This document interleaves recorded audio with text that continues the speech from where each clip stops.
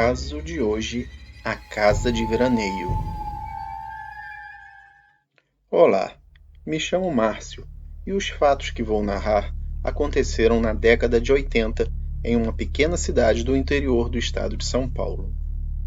Quando eu era criança, meu pai comprou uma casa em um bairro dessa cidade para que nossa família utilizasse nos finais de semana, nas férias e em feriados prolongados. Era uma casa muito boa, com uma grande piscina e churrasqueira. Conhecíamos o bairro e sabíamos que a vizinhança por lá era bem tranquila e com as ruas desertas. Era um refúgio da vida urbana de São Paulo, então sempre íamos para lá. O tempo passou e a minha família começou a passar por uma pequena crise financeira. Para não termos que vender o imóvel, nós resolvemos alugá-lo. Entretanto, depois de alguns anos, meu pai deu a volta por cima na crise e paramos de alugar a casa. Porém, como fazia muito tempo que nós não a frequentávamos, perdemos esse costume e raramente íamos ao local. Depois de algum tempo, simplesmente paramos de ir e deixamos a casa praticamente abandonada. Após quase 5 anos com a casa no total esquecimento, recebemos uma ligação da delegacia de polícia local, pedindo para o meu pai comparecer à mesma porque queriam falar com ele. Meu pai foi até lá, achando que ia ser alguma coisa sobre o fato da casa parecer abandonada ou coisas do tipo. Mas quando ele voltou, ele estava branco feito a parede. Quando ele chegou na delegacia, mandaram ele falar com um cara que já foi despejando tudo de uma vez para ele. O cara falou que ele era detetive e que tinha conseguido o telefone do meu pai com alguém da vizinhança e que tinha acontecido um crime na nossa casa. E era uma coisa brutal mesmo. Segundo ele, 4 bandidos raptaram uma mulher de 20 anos, levaram para nossa casa, aproveitando que ela estava abandonada, e fizeram ali de tudo com ela. No final, a mataram e enterraram ali mesmo no quintal. Pegaram todos os documentos, dinheiro e joias dela. Esse detetive disse que esse não era o primeiro crime que acontecia lá.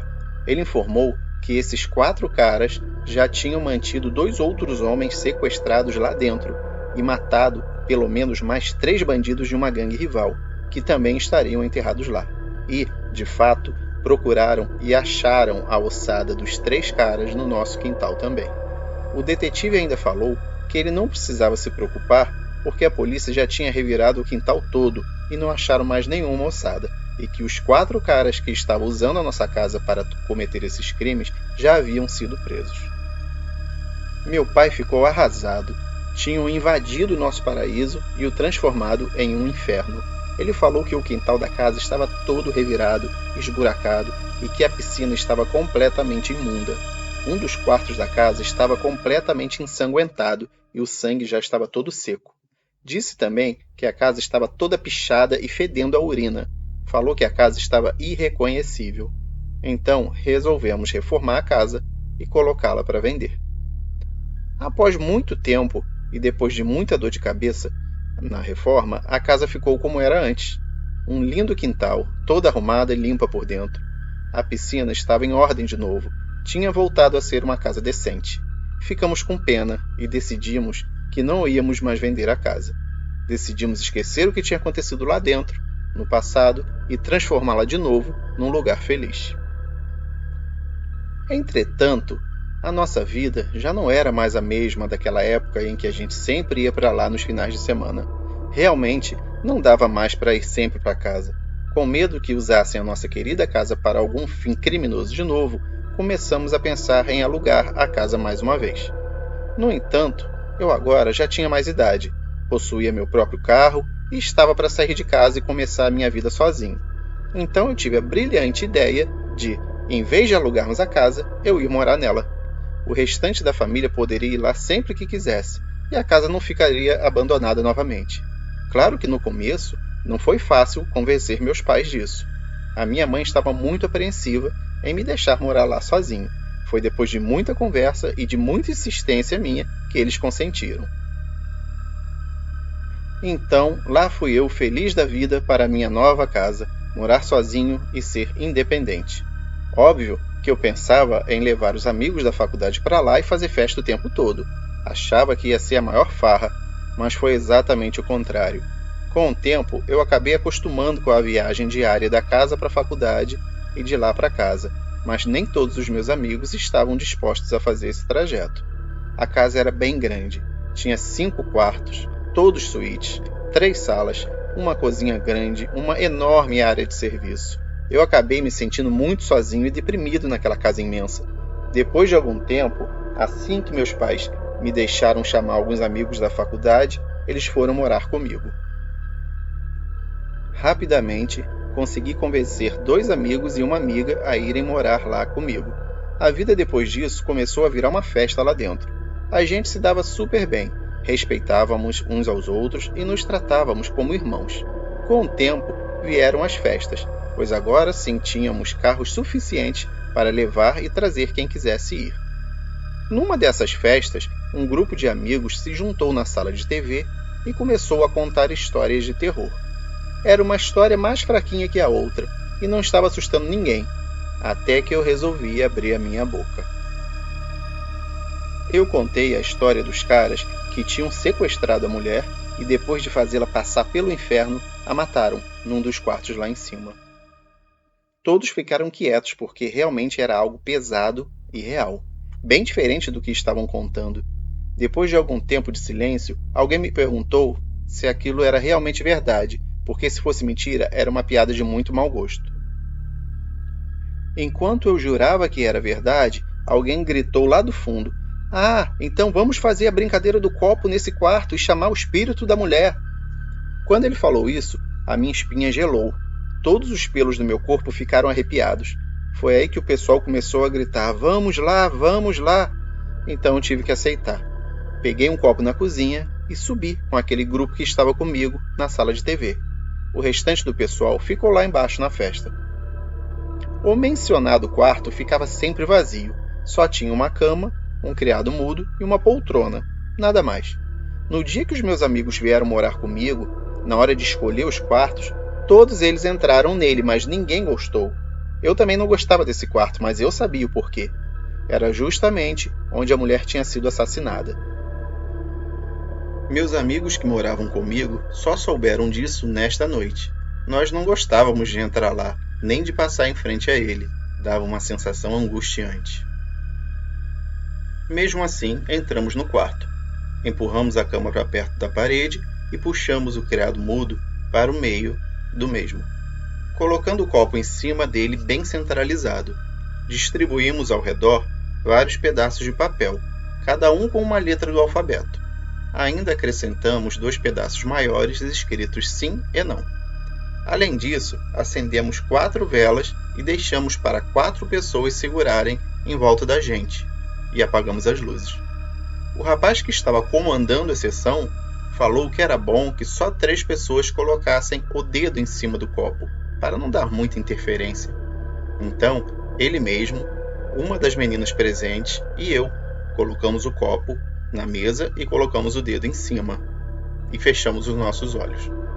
Outras 2 pessoas que estavam lá ficaram de ler aquilo que o espírito responderia. Com os nossos olhos fechados, começamos a chamar pelo espírito da mulher morta. Algum tempo se passou e nada acontecia, até que de repente o copo começou a se mexer, mas só foi um pouquinho para o lado. Eu achei que tinha sido brincadeira dos outros 2 que estavam com o dedo no copo. Então eu falei: "Quem mexeu o copo?" O outro cara, que também estava com o dedo no copo, fez um pedido de silêncio. Ficou com a cara bem fechada. Ele realmente estava levando aquilo ali a sério. Então, eu fechei os olhos de novo e continuei cooperando. Ele perguntou se ali havia algum espírito presente, e o copo se mexeu bem devagar. Um dos 2 que estava lendo o que o espírito dizia falou. O copo foi para o sim. O cara que estava fazendo as perguntas perguntou qual era o nome do espírito. Depois de alguns segundos, o copo começou a se mexer. Ele ia de um lado para o outro, para frente e para trás. O rapaz responsável pela leitura das letras falou que ele estava soletrando um nome. E o nome do espírito era Mariana, disse ele. Então eu abri os olhos e vi que o pessoal estava com uma cara meio assustada. Falei para eles que não precisavam se preocupar, que provavelmente era um dos dois que estavam empurrando o copo de brincadeira. Daí, um dos rapazes que estava segurando a vela falou: Cara, eu fiquei olhando para vocês três o tempo todo e não vi ninguém de olho aberto. Como é que vocês iam conseguir soletrar alguma coisa perfeitamente com os olhos fechados? O cara que estava fazendo as perguntas ao espírito novamente pediu silêncio, e nós ficamos quietos. Fechei os olhos de novo e ele perguntou se quem estava entre nós era o espírito da mulher que tinha morrido ali. O copo ficou parado. Depois de quase 1 minuto, quando a gente já ia perguntar de novo, o copo se movimentou violentamente para o lado. Disseram: parou no sim de novo. A garota que estava com o dedo no copo perguntou o que tinha acontecido com ela naquele quarto. Imediatamente o copo começou a se mexer. O cara que estava lendo falou que o copo não estava indo para nenhum lugar específico, ele só ficava se movimentando, fazendo um formato parecido com o número 8. O copo ficou fazendo isso por um bom tempo. O rapaz que estava conduzindo a sessão falou que a pergunta era muito complicada para o espírito responder. Então o copo parou. Ele perguntou há quanto tempo ela estava lá. 2 rapazes que estavam lendo o que estava sendo escrito começaram a soletrar as seguintes letras: letra V, A, O, E, M, B, O, R, A. Ou seja, o espírito disse: vão embora. Mas por que você quer que a gente vá embora? Disse ele dessa vez. Novamente foi soletrado: vão embora. Eu já estava pensando que seria melhor a gente parar com isso, quando o cara perguntou novamente: mas por quê? O copo começou a se mexer muito rápido, fazendo o sinal de 8 de novo. Eu comecei a ficar assustado, já que era praticamente impossível alguém conseguir fazer o copo se mover tão rápido sem que ele virasse ou caísse da mesa. Por que o cara insistiu de novo? De repente, uma brisa bateu no quarto, mesmo estando com as suas janelas fechadas. Ficou muito frio lá dentro e as velas se apagaram. O copo tinha parado de se mexer e eu ouvi um estalo. Um dos rapazes que estava segurando a vela acionou o interruptor para acender a luz. Assim que acendeu a luz, eu vi algo que fez com que eu me arrependesse muito de ter levado aquilo tudo adiante. O copo de vidro estava todo trincado e as letras tinham se espalhado e caído de cima do criado mudo, com exceção de 5 letras, a letra E, M, O, R e T. Logo que eu bati os olhos, vi que aquelas letras formavam algo familiar. A menina que estava com o dedo no copo simplesmente colocou o dedo em cima da letra E e o colocou depois da letra T, formando a palavra morte. E assim que ela tirou o dedo de cima do pedaço de papel, ficou uma mancha vermelha nele. O dedo dela estava sangrando, com um pequeno corte, mais profundo. Provavelmente ela se cortou assim que o copo trincou, mesmo ele não tendo soltado lasca nenhuma. Percebemos que tinha sido nele, porque ele também estava com um pouco de sangue dela. O cara que tinha acendido a luz começou a falar que aquilo já era brincadeira de mau gosto, que era desrespeito com a garota que tinha morrido lá. Entretanto, aquilo realmente não era brincadeira. Tudo tinha acontecido de verdade. Quando ele abriu a porta, bem irritado, querendo sair, todo o restante do pessoal da festa estava do lado de fora do quarto, e eles estavam muito assustados. Eles falaram que começaram a ouvir uma garota berrando histericamente, alguém gritando muito, pedindo ajuda, e que parecia que o som vinha do quarto onde a gente estava. Todo mundo subiu correndo, pois parecia que estavam matando alguém lá em cima. Quando subiram, viram que os gritos realmente vinham de dentro do quarto onde estávamos. Eles tentaram abrir a porta, mas a porta parecia trancada. Só que nós não tínhamos trancado a porta. Eles falaram que bateram na porta e até tentaram arrombá-la, mas a porta não cedia nem um pouco. A cada segundo que se passava, a gritaria ia ficando mais desesperada e histérica. O interessante é que a gente não ouviu nenhum grito lá dentro. Só que de repente, tudo parou e a porta abriu. A gente jurou que a porta estava aberta, mas ninguém acreditou. Eles também acharam que era uma brincadeira de muito mau gosto e desceram furiosos, pois aquilo não era uma diversão sadia. De certa forma, a festa continuou, e depois de um tempo, todo mundo foi embora. Um dos rapazes que morava comigo e eu tivemos que levar a maioria para casa. Quando voltamos, a menina e o outro rapaz que morava com a gente perguntaram o que realmente tinha acontecido. Então, nós contamos a história, mas eles não acreditaram muito. Quando a gente perguntou o que eles tinham ouvido, eles falaram que só ouviram gritos de uma mulher falando: "Para! Pelo amor de Deus, para! Alguém me ajuda!" Coisas desse tipo. Só então eu contei a história da mulher que tinha sido morta lá dentro da casa. Eles ficaram furiosos por eu nunca ter contado essa história antes. Depois de alguns instantes, deixamos tudo de lado, esfriamos a cabeça e fomos dormir. No dia seguinte, levantamos cedo para arrumar toda aquela bagunça da casa. Quando estávamos quase terminando, eu falei que ainda faltava o quarto do meio lá de cima e que eu não queria ir lá sozinho. O cara que estava comigo na noite anterior disse que ia me ajudar. Chegamos lá e o quarto estava exatamente do jeito que nós deixamos, com os 5 pedaços de papel em cima do criado mudo, o copo trincado no meio dele e as velas ao lado do copo com os restos de papéis espalhados pelo quarto. A gente pegou tudo correndo, colocou num saco de lixo e jogou fora. Depois daquele dia, coisas estranhas começaram a acontecer dentro da casa. Ouvíamos sussurros pelos cantos, portas batendo com violência mesmo sem ter nenhuma corrente de ar dentro de casa, luzes que acendiam e apagavam, e às vezes uns gritos que vinham do andar de cima que rasgavam a alma da gente. Eram coisas que davam medo desgraçado. Um dia, nós 4 chegamos da faculdade juntos, no mesmo carro. Quando saímos do carro, eu olhei para casa e vi uma sombra na janela. Eu fiquei apavorado. Mas quando os outros olharam, não tinha mais nada no local.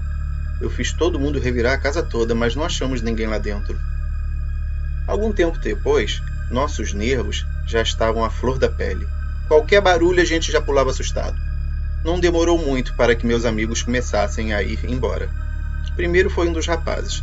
Ele deixou o aluguel pago de 2 meses, mas falou que não ficava mais lá e que não aguentava mais acordar no meio da noite com a impressão de que tinha alguém no quarto dele. Várias vezes a gente encontrou ele dormindo no sofá na sala de manhã. Depois de 1 mês, foi a vez da garota ir embora.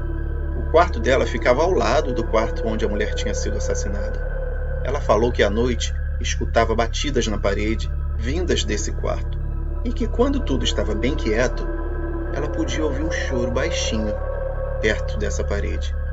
Alguns dias antes de ir embora, ela já não dormia direito. Estava com umas olheiras grandes e andava de muito mau humor. Na mesma noite em que ela foi embora, ela falou que estava finalmente quase conseguindo dormir, o que já estava sendo muito difícil para ela nos últimos dias. E que quando ela estava para pegar no sono, ela ouviu uma voz feminina gritando com toda a força no ouvido dela: "Sai daqui! Vai embora! Me deixe em paz!" Ela levantou da cama com um pulo, acendeu a luz e viu que não tinha mais ninguém dentro do quarto com ela. Então ela saiu do quarto chorando e falando que não queria mais ficar ali, que não aguentava mais aquilo tudo e que ia embora. A gente conseguiu acalmá-la, mas ela simplesmente catou algumas coisas dela, foi para o seu carro e foi embora. Ela voltou no final de semana para pegar o resto das coisas e nunca mais pisou naquela casa de novo. Depois de 1 semana, foi a vez do outro cara ir embora. Eu até hoje não sei realmente o que aconteceu com ele. Ele sempre mencionava que o quarto dele ficava frio de repente, do nada. Mas não só o quarto todo, só alguns lugares. O que me fez pensar que tinha alguma corrente de ar lá dentro. Mas um dia ele estava tomando banho e depois de uns 5 minutos saiu lá de dentro gritando, esbravejando, peladão mesmo. Eu fui ver o que era e ele falou que não era nada. Ele me fez ir até o banheiro com ele para desligar a água. Depois botou uma roupa e começou a falar para a gente ir embora daquela casa. Eu o convenci a ficar por mais um tempo, até a gente resolver o que ia fazer. Além do que, já estava muito tarde naquele momento. Ele aceitou, disse que ficaria, mas que então dormiria no mesmo quarto que eu. Eu deixei, pois eu também não estava afim de passar a noite sozinho. Então ele colocou o colchão dele ao lado da minha cama, e nós fomos dormir. De manhã bem cedo, eu acordei e ele não estava mais lá. Olhei para o lado e vi que o colchão dele estava todo rasgado e ele não estava em nenhum canto do quarto. Eu fiquei preocupado e comecei a chamar por ele. Procurei pela casa toda e nenhum sinal dele. Depois de um tempo, eu o encontrei dormindo, dentro do meu guarda-roupa, com uma faca de cozinha na mão. Quando ele acordou, me contou que despertou de madrugada já com a faca na mão e que tinha alguém segurando a perna dele. Ele perguntou se era eu, e como resposta, ele só ouviu um grito desumano. Então, a mão na perna dele começou a apertar bastante, até machucar. E aí ele começou a esfaquear o colchão e correu para o guarda-roupa e se trancou lá dentro, até dormir. Ele não sabe como que eu não acordei com aquele grito, pois foi um grito bem estridente e alto. Ele pegou as coisas dele e se mandou. Assim, eu acabei ficando sozinho por mais um tempo naquela casa. Mas eu não estava mais aguentando aquela solidão toda e aquele lugar já estava começando a me afetar. Já era normal eu ir dormir no carro, porque ficava com medo de ficar dentro de casa. Depois de um tempo, eu resolvi ir embora também. Eu já estava ficando louco, paranoico. Eu via vultos em todos os cantos da casa, ouvia sussurros de noite. Quase sempre, quando eu estava para dormir, ouvia gritos vindo do quarto do meio lá de cima.